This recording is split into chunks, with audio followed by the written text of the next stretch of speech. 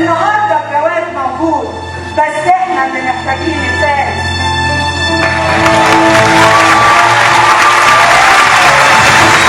ضمن اشتراك الرحلات كله ادفع ادفع ادفع ادفع، والاختراع الجديد اللي عملوه ده في المدارس.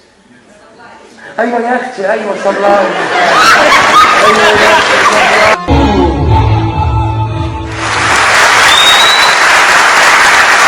دق حسن الدقاق. بس انا مش دق. ارجعوا لحضارة الأندلس. حضارة الأندلس اللي عاشت 800 سنة، حضارة إسلامية عربية صدرت للعالم كل العلوم والعلماء والفن والأدب والشعر.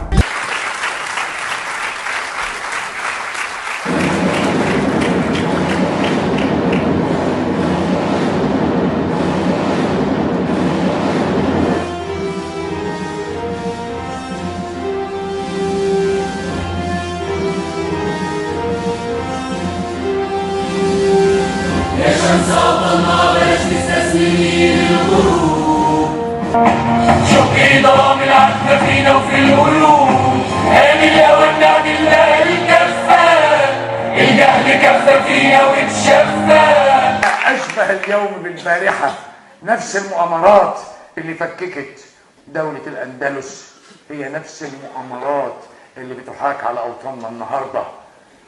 بس زمان أيام الأندلس كان في فرناندو إيزابيلا، النهارده في لكية وإياها.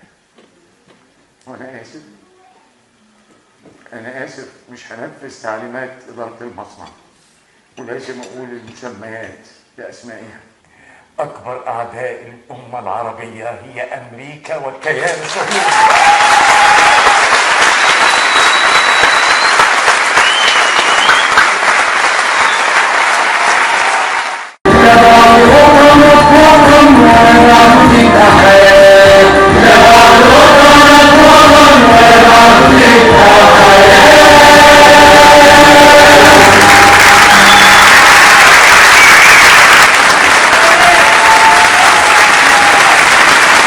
شعب مصر كله بيشكركم من اصغر لاكبر واحد، وربنا ما يهمنا منك ابدا يا محمد يا استاذ محمد صبحي.